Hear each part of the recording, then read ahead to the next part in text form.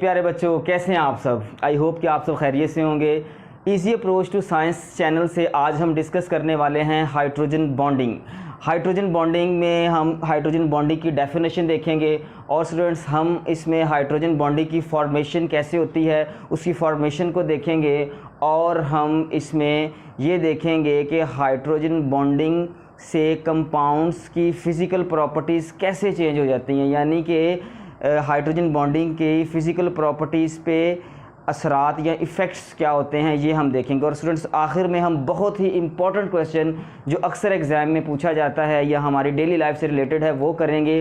Y ice floats over the water, यानी बर्फ़ जो है वो पानी के ऊपर क्यों तैरती है भारी होने के बावजूद। इन सारी बातों का खुलासा करने से पहले मैं आपको थोड़ी सी हिस्ट्रीज़ की बता देता हूँ। स्टूडेंट्स हाइड्रोजन बॉन्डिंग को इंट्रोड्यूस करवाने वाले जो हैं सर हुजेंस थे।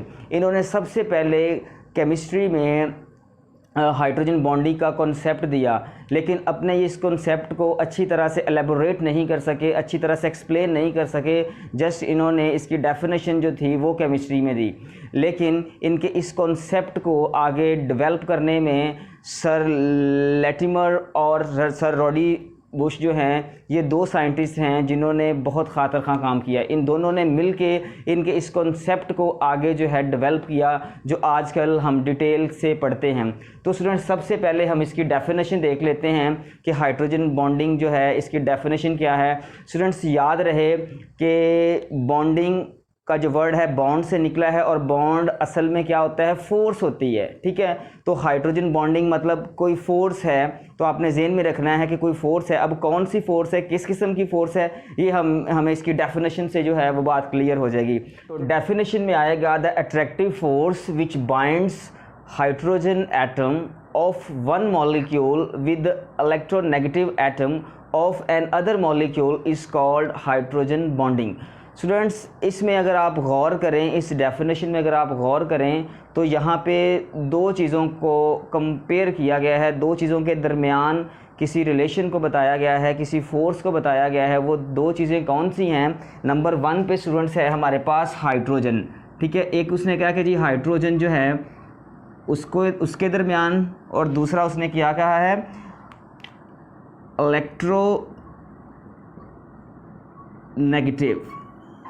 Negative atom.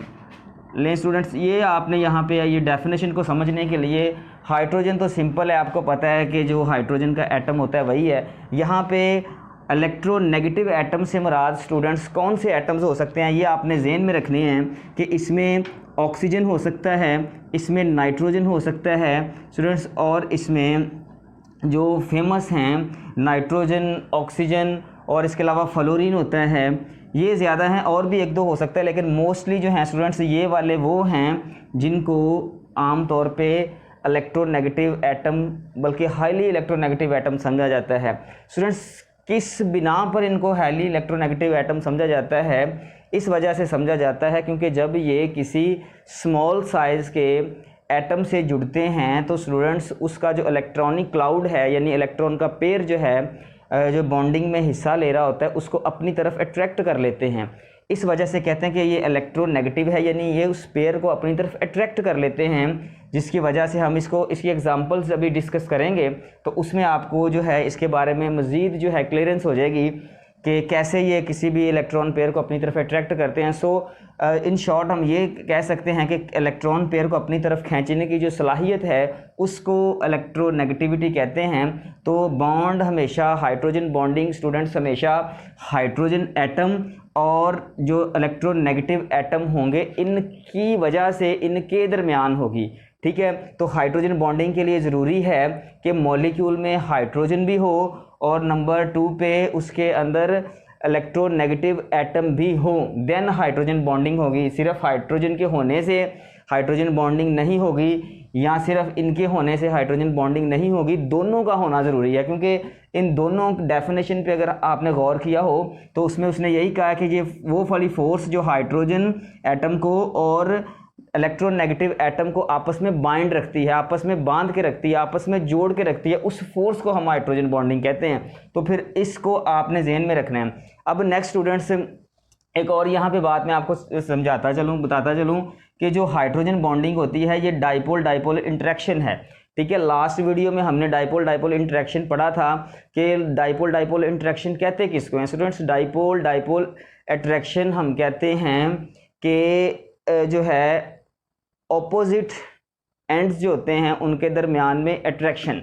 ठीक है, तो वो जर्नल था, लेकिन यहाँ पे हमने कहेंगे कि जी डाइपोल डाइपोल अट्रैक्शन तो है, लेकिन किन के दरमियान में है? यहाँ पे हाइड्रोजन और जो इलेक्ट्रोनेगेटिव एटम है इनके दरमियान है डाइपोल डाइपोल इंटरेक्शन। क्यों? क्योंकि इनमें ये होता है कि ये जो इलेक्ट्रोनेगेटिव एटम होते हैं, अगर आप इनकी इलेक्ट्रॉनिक कॉन्फ़िगरेशन करें स्टूडेंट्स, तो इलेक्ट्रॉनिक कॉन्फ़िगरेशन करने के बाद आपको पता चलता है कि इनके आउटर मोस्ट शेल में जो हैं इलेक्ट्रॉन्स पेयर्स की फॉर्म में पाए जाते हैं।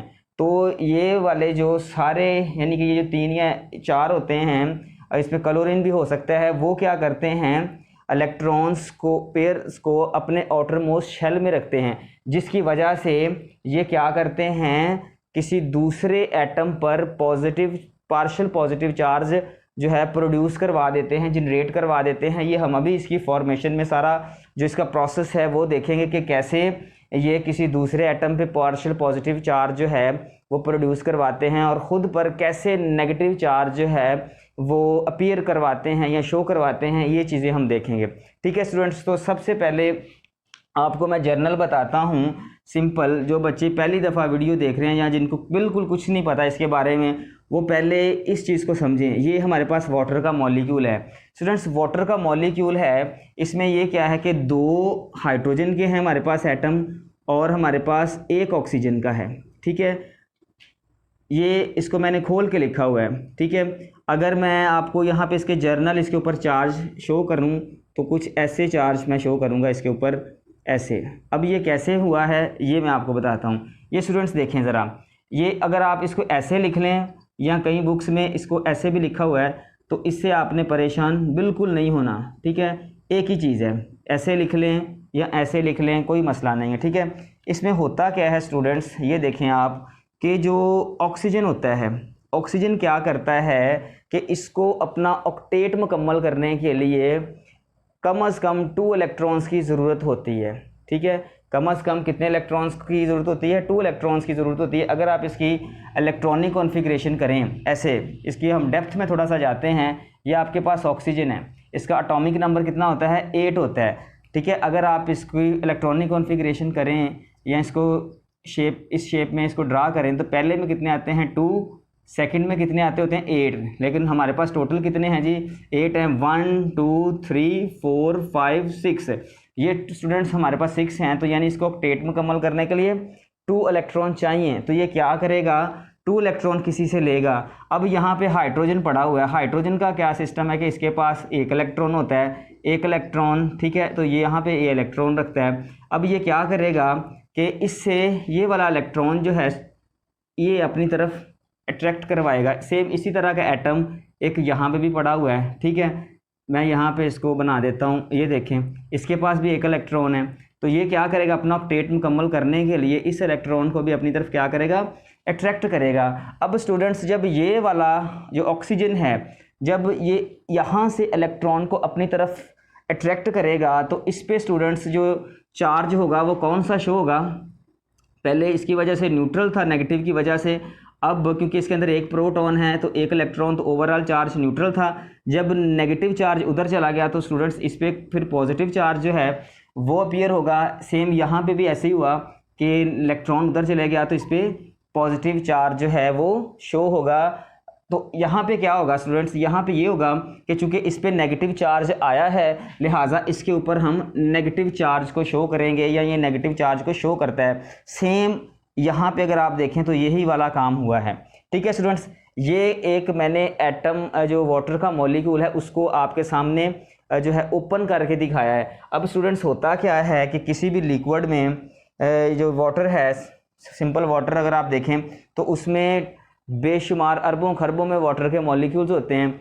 और वाटर के मॉलिक्यूल्स जो होते हैं वो फिर इस तरह हम उसको लिख सकते हैं। यहाँ पे अगर आप गौर करें कि ये आपके पास मैं यहाँ पे बनाने लगा हूँ कि ये आपके पास ऑक्सीजन है। ठीक है, यहाँ पे देखें आप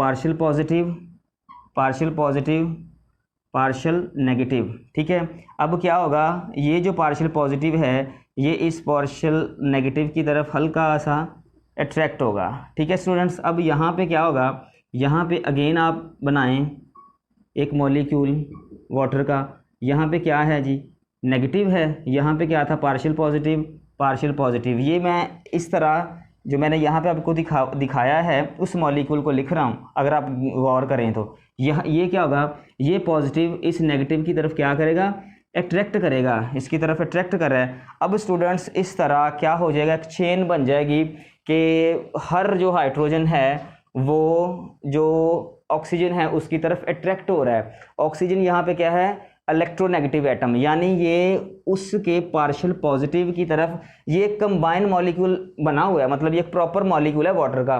लेकिन चूंकि जो ऑक्सीजन है इसके ऊपर नेगेटिव चार्ज है, ठीक है ना, तो इस नेगेटिव चार्ज की वजह से इसके ऊपर जो हल्का सा पॉजिटिव चार्ज है, पार्शियल पॉजिटिव चार्ज है, वो पार्शियल पॉजिटिव चार्ज इस नेगेटिव चार्ज की वजह से अट्रैक्ट होगा और उस अट्रैक्शन की वजह से एक फोर्स जनरेट हो जाएगी। स्टूडेंट्स यहाँ पे ये वाली जो फोर्स मैंने बनाई है डॉटेड फॉर्म में, इसको हम कहते हैं हाइड्रोजन बॉन्डिंग। तो याद रखना है कि हाइड्रोजन बॉन्डिंग को एक तो आपने डॉटेड की फॉर्म में जाहिर करना है, इसको रिप्रेजेंट किससे करना है, डॉटेड से। ये बॉन्ड है प्रॉपर, जबकि ये क्या है, ये हमारे पास हाइड्रोजन बॉन्डिंग को रिप्रेजेंट करने का जो है साइन है डॉट की सूरत में। यहाँ से मैंने शुरू किया, अगर आप यहाँ पे देखें तो ये बने हुए हैं इसके मॉलिक्यूल, ठीक है, ये ऐसे कर लें आप, ठीक है। यहाँ पे देखें तो आपको पता चलेगा कि जो है इसके मॉलिक्यूल जो हैं आपस में क्या कर रहे हैं, अट्रैक्ट कर रहे हैं, ये देखें, ठीक है, सारे एक दूसरे के साथ क्या हो रहे हैं, अट्रैक्ट हो रहे हैं, जुड़ रहे हैं हाइड्रोजन बॉन्डिंग की वजह से। ये प्यारे बच्चों हमारे पास हाइड्रोजन बॉन्डिंग है। अगेन मैं यहाँ पे लिख देता हूँ हाइड्रोजन बॉन्डिंग, ठीक है, ये चीज़ है। अब नेक्स्ट हमने बात की थी कि हाइड्रोजन बॉन्डिंग कैसे ज़िम्मेदार है किसी भी कंपाउंड की फ़िज़िकल प्रॉपर्टीज़ को चेंज करने में, या इसकी वजह से कैसे किसी भी कंपाउंड की जो फिज़िकल प्रॉपर्टीज़ हैं वो चेंज होती हैं। तो स्टूडेंट्स याद रखें कि किसी भी लिक्विड स्पेशली जिसमें हाइड्रोजन बॉन्डिंग पाई जाती है, जैसे वाटर है, वाटर की मिसाल ले लें, ठीक है, अगर तो ये आपके पास हाइड्रोजन बॉन्डिंग स्ट्रॉन्ग होगी। हाइड्रोजन बॉन्डिंग स्ट्रॉन्ग कैसे होनी है वो डिपेंड करता है, जितना हाईली इलेक्ट्रोनेगेटिव एटम होगा वो उतना ही मजबूती से जो पार्शियल पॉजिटिव को अपनी तरफ अट्रैक्ट करेगा, ठीक है।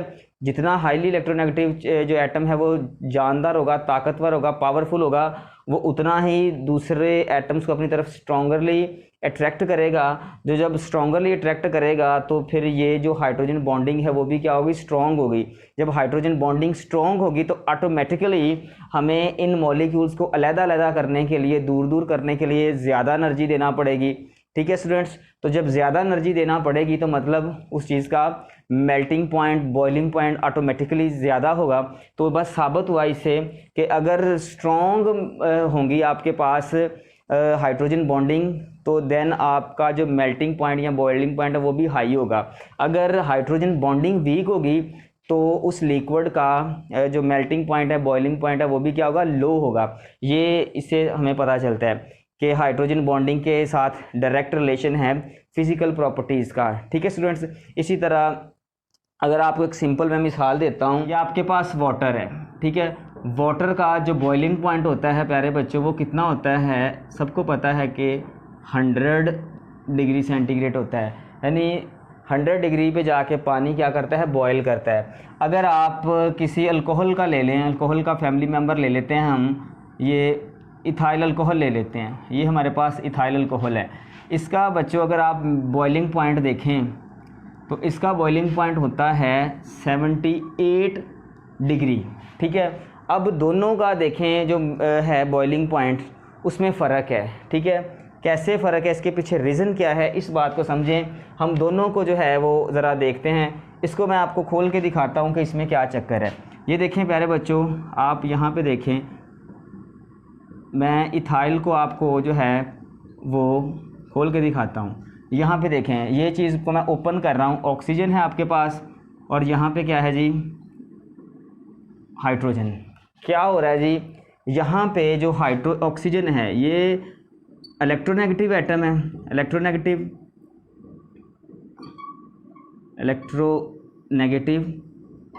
एटम है। ठीक है स्टूडेंट्स, ये कितने हाइड्रोजन के साथ जुड़ा हुआ है, यहाँ पे एक हाइड्रोजन के साथ जुड़ा है, ये देखें सिर्फ एक के साथ जुड़ा है। जबकि आप वाटर को अगर ओपन करें, ठीक है, तो वाटर को मैंने वहाँ पे भी किया, यहाँ पे अगेन कर लेता हूँ कि ये ऑक्सीजन है, ठीक है। तो जो यहाँ पे है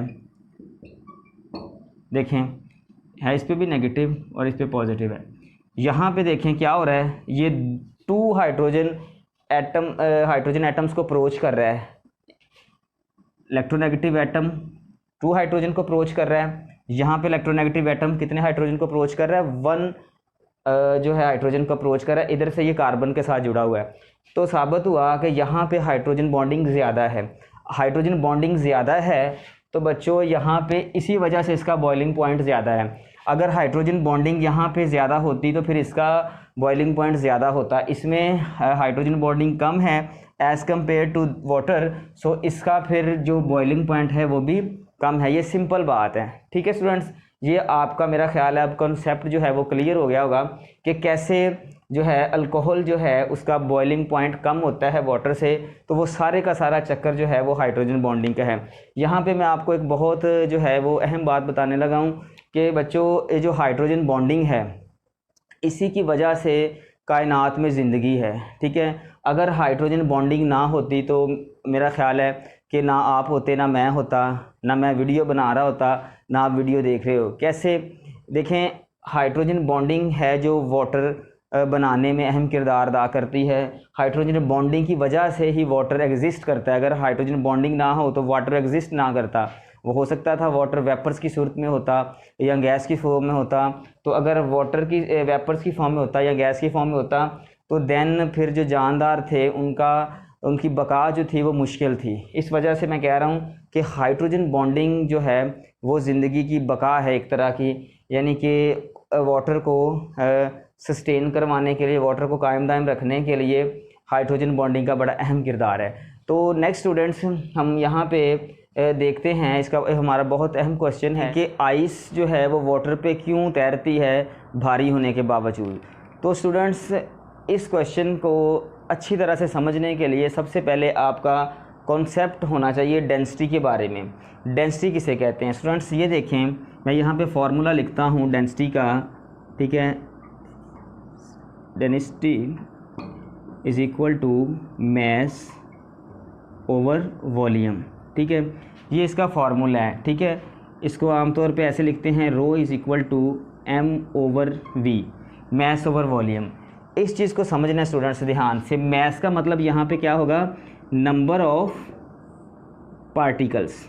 ठीक है जी, नंबर ऑफ पार्टिकल्स, पार्टिकल्स कोई भी हो सकता है। ठीक है, इस सारी चीज़ को समझने के लिए मैं आपको एक सिंपल सी बिल्कुल जर्नल सी मिसाल देता हूँ। फ़र्ज़ करें आपके पास ये 2 क्लासरूम्स हैं। इस बात को बेटा ध्यान से समझना है, ये आपको सारी ज़िंदगी नहीं भूलेगी अगर आपने इसको समझ लिया।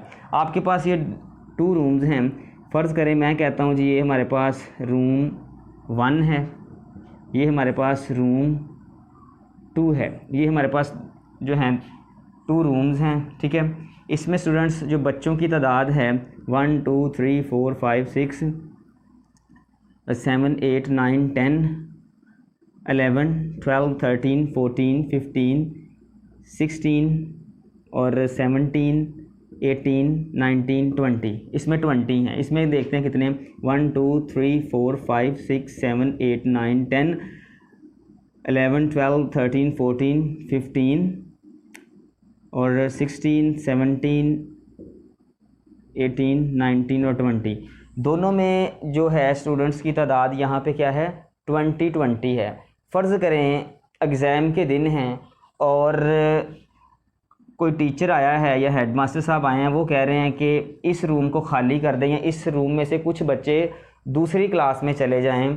तो स्टूडेंट्स क्या होगा कि यहाँ से कुछ बच्चे, फ़र्ज़ करें वो कहता है कि जी 7 स्टूडेंट्स यहाँ से उठ के 7 वाली क्लास में चले जाएं या यहाँ से आप बाहर आ जाएं। तो क्या होगा स्टूडेंट्स, ये देखें कोई स्टूडेंट्स 1 2 3 4 और 5 5 6 और ये 7 स्टूडेंट्स किधर गए हैं, बाहर चले गए हैं, यानी उनको बाहर जाने का ऑर्डर दे दिया है। अब स्टूडेंट्स देखें इसमें कितने बच्चे रह गए हैं 20 और उसमें 7 चले गए हैं, बाकी कितने रह गए हैं 13। ये हैं अब यहाँ पे स्टूडेंट्स की तादाद। इसको ज़रा ध्यान से समझ लें स्टूडेंट्स, इसमें जितने भी नंबर ऑफ़ चिल्ड्रन थे ना, समझ लें कि वो नंबर ऑफ़ पार्टिकल्स थे, ठीक है। उन नंबर ऑफ़ पार्टिकल्स को, इस रूम को आप समझ लें कि वॉल्यूम है, ठीक है, ये क्या है वॉल्यूम है। और इसमें पाए जाने वाले यहाँ पे जो मैंने डॉट लगाए हैं, जिनको मैंने चिल्ड्रन का है, स्टूडेंट्स का है, ये नंबर ऑफ़ पार्टिकल्स हैं।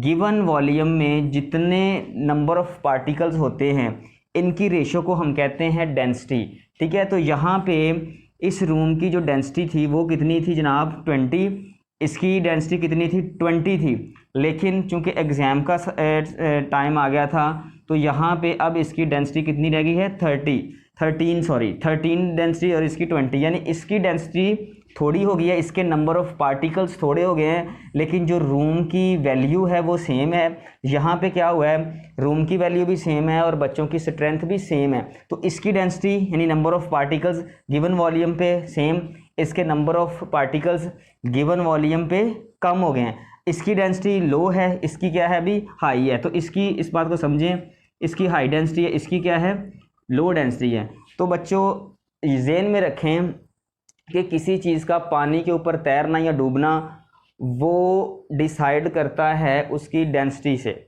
उसकी डेंसिटी से पता चलता है कि किस चीज़ ने डूबना है और किस चीज़ ने तैरना है। स्टूडेंट्स याद रखें, पानी की अपनी डेंसिटी होती है और बर्फ़ की अपनी डेंसिटी होती है, ठीक है। मैं यहाँ पे लिखता हूँ, जो वाटर होता है ना आपके पास, तो बच्चों वाटर की जो डेंसिटी होती है 0 पे, ठीक है, 1.0 ग्राम सेंटीमीटर पर क्यूब।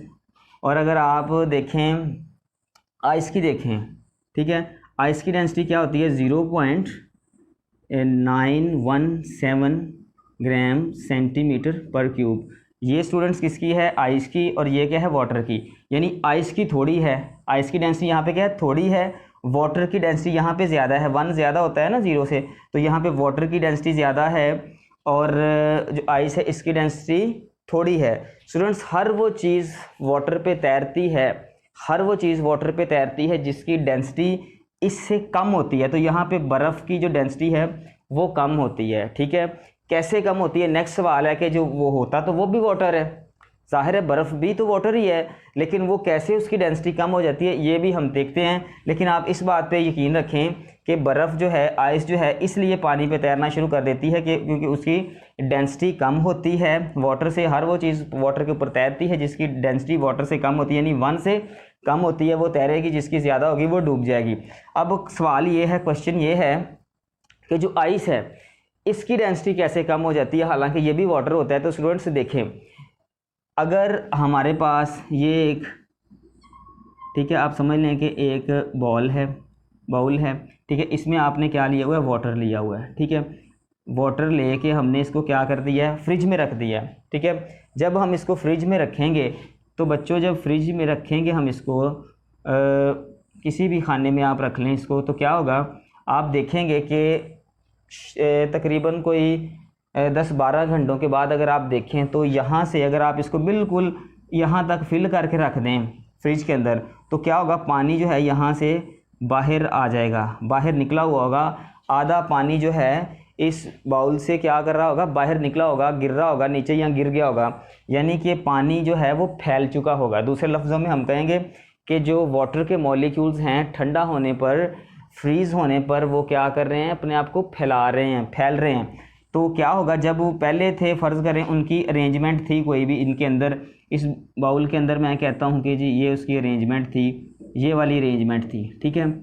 लेकिन जैसे ही स्टूडेंट्स हमने इसको ठंडा किया, ठीक है, फ्रीज़ करने की कोशिश की, तो वाटर के जो मॉलिक्यूल्स हैं वो अपने आप को क्या करेंगे अरेंज करेंगे, रीअरेंज करेंगे। तो यानी कि ये अपने आप को जब अरेंज करने की कोशिश करेंगे तो कुछ मॉलिक्यूल्स इस सूरत में यहाँ से बाहर भी चले जाएंगे, बाहर गिर जाएंगे।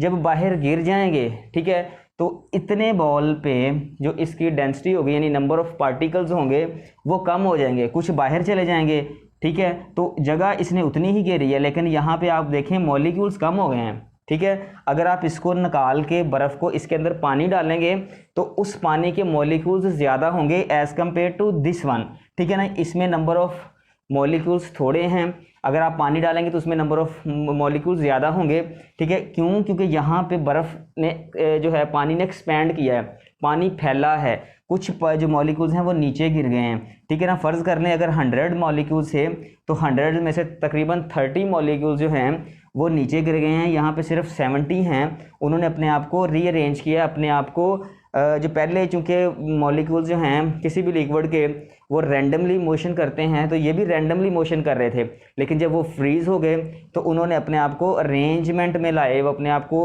उन्होंने अरेंज किया और अरेंजमेंट के दौरान उन्होंने अपने आप को का जो कुछ हिस्सा है उसको नीचे गिरा दिया। तो वो यहाँ कह लें कि एक्सपेंडिंग के दौरान, फैलाव के दौरान वो कुछ नीचे गिर गया। तो मेरा ख्याल है आपको समझ आ गई कि इसकी डेंसिटी कैसे वीक होती है बर्फ़ की। ये आपने देखा होगा जो सोडा वाटर की बोतलें होती हैं, बॉटल्स होती हैं पीने वाली, आमतौर पे ये कोक, पेप्सी और सारी ये थोड़ी सी खाली रखी जाती हैं ऊपर से। उसकी वजह भी यही है कि अगर उसको कोई लोग मतलब बॉटल्स को फ्रिज में रख के भूल जाते हैं, तो अगर ऐसा हो जाए किसी से गलती से तो वो जो बॉटल है वो फटेगी नहीं इस तरह, क्योंकि उसके अंदर स्पेस होती है, जगह होती है कि अगर उसके मॉलिक्यूल फैलते भी हैं तो वो थोड़ी बहुत जो स्पेस है उसके अंदर आ जाएं, ना कि बॉटल जो है वो फट जाए। तो इसी वजह से वो उसके अंदर जगह भी रखी जाती है, क्योंकि ये 100% श्योर है कि किसी भी लिक्विड को, स्पेशली वाटर को, जब हम ठंडा करते हैं तो उसके मॉलिक्यूल्स क्या करते हैं, अपने आप को रीअरेंज करते हैं, अपने आप को मतलब फैलाते हैं, और फैलाने के बाद फिर वो रेस्ट में आ जाते हैं, रुक जाते हैं और इसकी डेंसिटी कम हो जाती है। जब डेंसिटी कम हो जाती है बच्चों, तो डेंसिटी कम होने की सूरत में फ़र्ज़ करें ये हमारे पास ये जी हमने एक टब रखा हुआ है, ठीक है, इसके अंदर पानी है हमारे पास, ठीक है, पानी है, ठीक है। कितना पानी है? जितना हमने इस बॉल में डाला था उतना ही पानी इसमें है।